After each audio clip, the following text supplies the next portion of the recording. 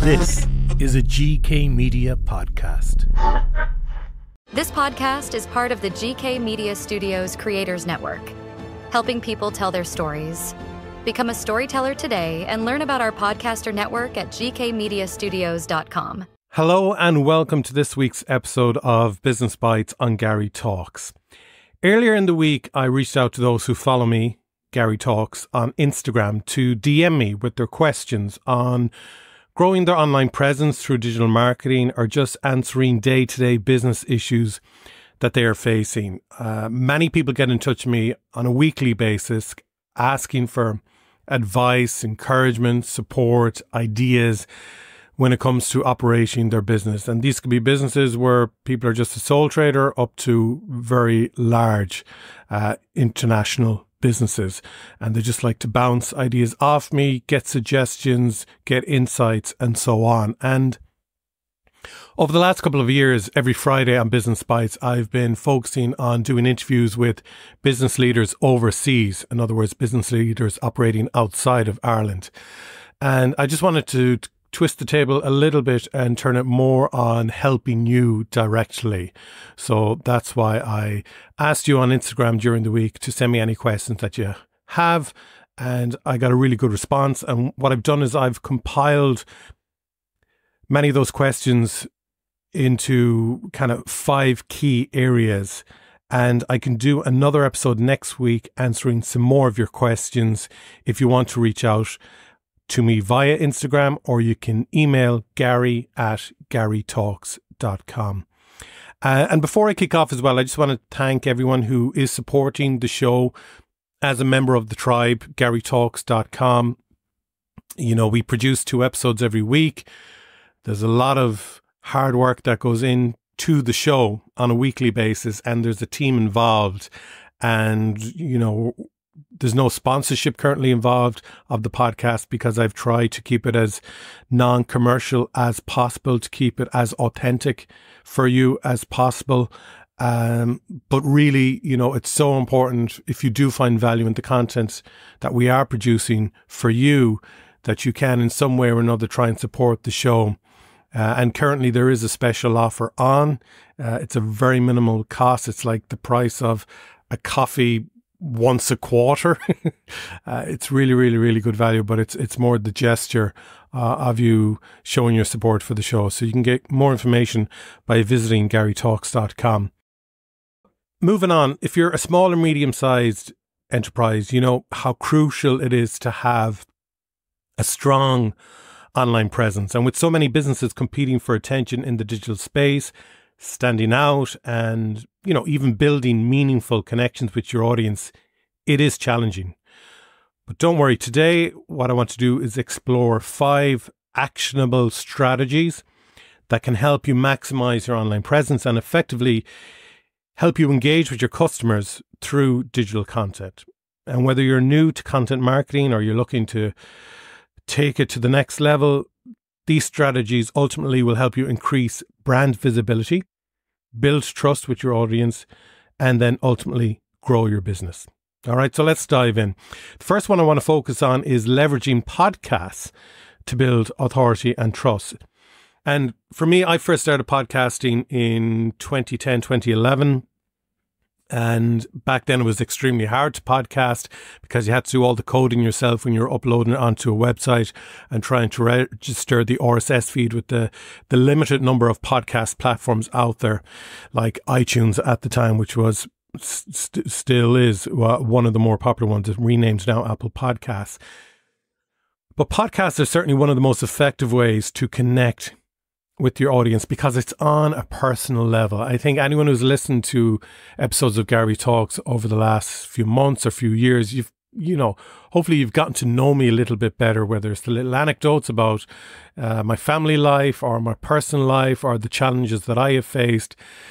You know, it helps us connect more. And indeed, people who listen to the show email me afterwards or DM me on Instagram and stuff like that, and I'm making that connection as well with people who's listening to the show, so I get great value out of it as well. So, you know, tapping into podcasting, which is growing, and creating your own podcast, there's so many valuable tools you can get from this. So I suppose one of the first thing is, it's this authority thing.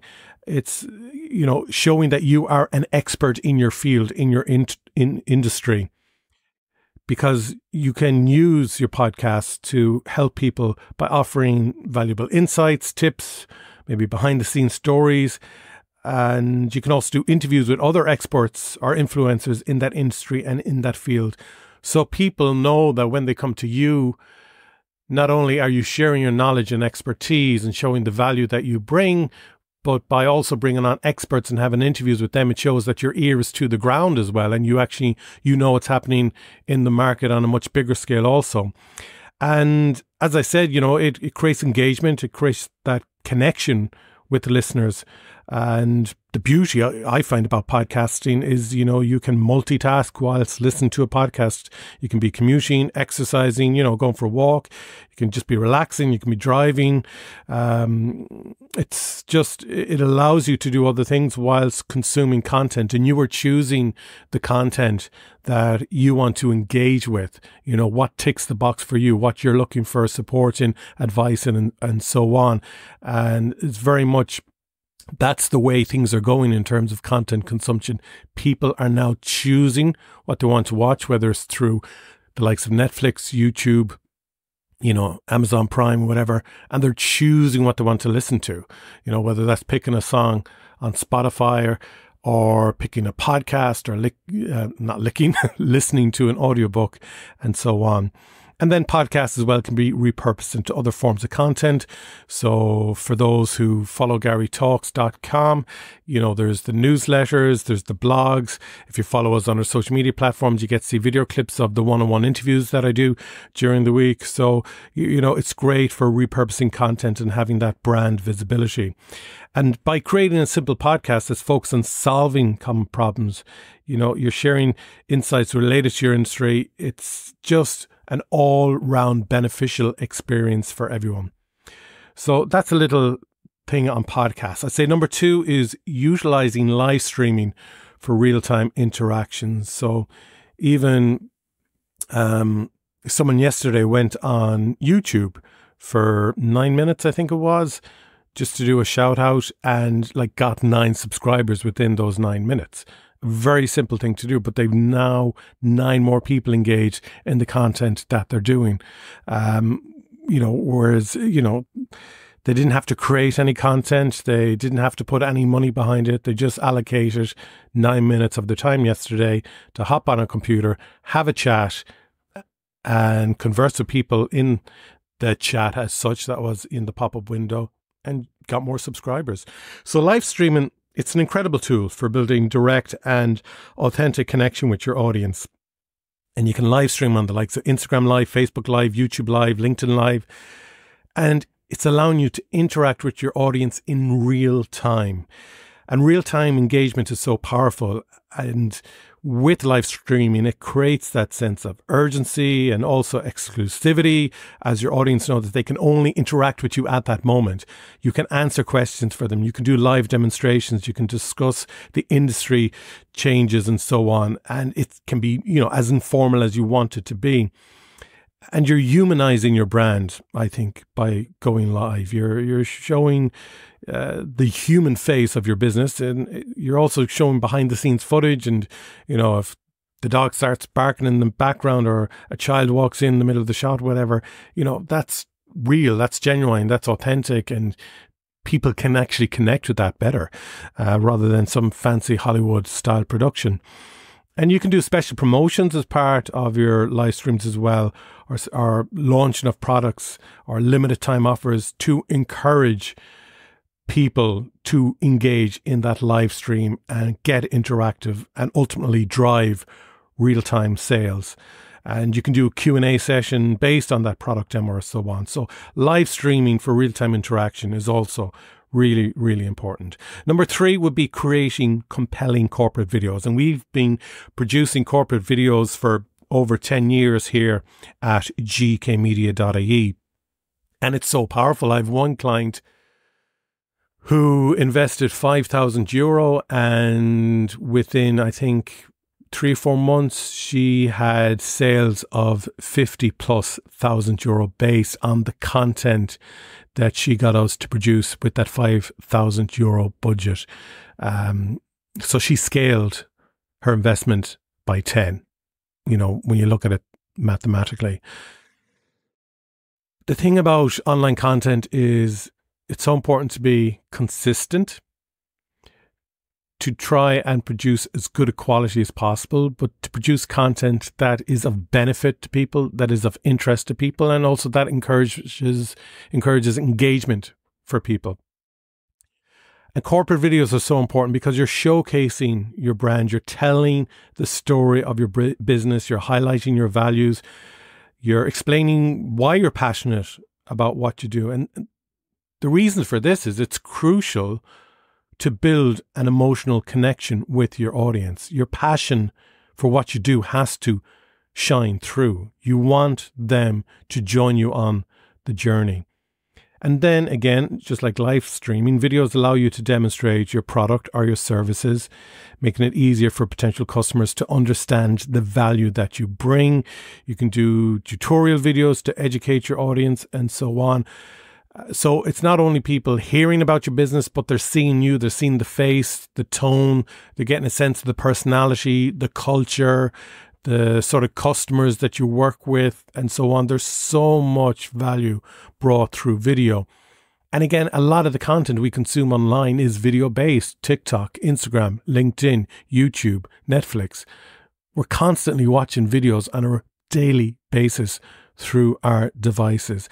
And so many messages can be compressed and delivered quickly through the format of video. So number 3, I would say really consider investing, even not money, but investing your time in creating video content. Number 4 is collaborate with ambassadors or influencers. And I think really in business, what you should be focusing on is making your customer an ambassador for your business by the great service and experience that they get from being a customer of your business. You want them out there shouting about you, singing your praises, saying how amazing it was, either buying your product or availing of your service and so on. So that's a key area, turning your customers into your brand ambassadors and also working with influencers. Influencer marketing does work. Okay, I know people can get a little bit snobby about it. It works if you get the right influencer. And what I mean by getting the right influencer is, who's the audience you want to speak to? Who are they? Define them, profile them. Who is the audience you want to speak to?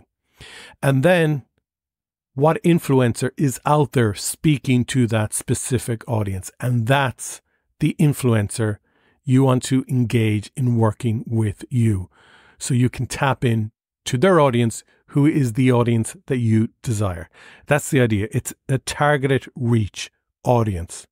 It's niche marketing, but the investment is worth it because you're basically targeting people who are most likely to be interested in your products or in your services, rather than that expansive form of reach, which is often done through traditional advertising and marketing. And if they're a good influencer, if they're an authentic influencer, they already have built up that trust. You don't want an influencer who will just do a blog or a video on anything. Any company that approaches them, they'll happily take the money or take the freebie product and do a video on it. That's not the influencer you want. You want one who is credible in their area. So that authenticity then transfers on to you and your product, your business.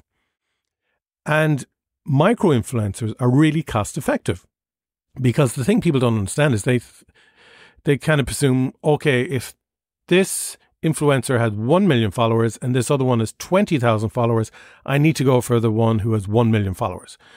But as a matter of fact, sometimes the micro-influencers, the ones who have a smaller gathering of followers, they have much higher engagement. So someone may have 1 million followers, but only a fraction of people may actually be looking at their content on a regular basis. Whereas for the micro-influencer, they might have a much stronger engagement rate. So that is something you need to investigate. And there's websites out there as well that we work with that can provide such data for us that we do for our clients. And 5, then, customer testimonials are so strong. It's social proofing. It's one of the most powerful tools for building trust and credibility. So when potential customers sees positive feedback from others, it reassures them that your product or service is worth their investment. Again, I go back to years ago, there used to be a thing in Ireland called the Golden Pages, and it was this big phone book with all the different businesses around. And if you wanted a plumber, you'd open up and you go to P in the Golden Pages phone book, and you scroll down then for all the plumbers in your area. And you could have 20, 30 plumbers. But if someone comes up to me and says, you know what, I got Joe Bloggs last week to do plumbing in my kitchen, and he was brilliant. He turned up in time. He didn't make a mess. We had a great chat. Joe Bloggs is who I'm going to ring because he's been recommended to me, rather than ringing 20 different strangers and seeing do I get a connection or click with any of them. So having customer testimonials, I mean, again, we're very good with our gut reaction of knowing how authentic and genuine a customer testimonial is when we read it. So getting really good, genuine, authentic customer testimonials for you as a business is essential, because we'll know straight away how genuine it is. But when you do read or watch a good customer testimonial, it has huge leverage for you. And again, it's all about building trust with your customers, with your potential customers, and those reviews create a sales funnel. Testimonials strategically are sales funnels, and you can have a testimonial that leads into a landing page for more information, or an email campaign, or even just directing people to a live stream or a webinar or your social media channels, and so on. So using customer testimonials, whether it's a photograph with a bit of text or some text on your website or a video testimonial, getting that feedback is always essential from your customer, building on that customer relationship. But the feedback that they give could be a brilliant testimonial for your business, make you stand out from the crowd. And what you do in terms of the format of the testimonial, and it can be multiple formats you use with the testimonial, can help bring more customers your way. So there are kind of 5 what I would consider powerful strategies to maximize your online presence through digital content. So 1, think about podcasting. 2, think about live streaming. 3, think about corporate videos itself. 4, brand ambassadors and influencers. And 5, customer testimonials. I think if you start planning the new year, incorporating these strategies into your digital marketing plan, you'll be able to easily boost your visibility, engage your audience more effectively, and ultimately grow your business. Thanks for tuning in, and I'll talk to you again next week. Take care.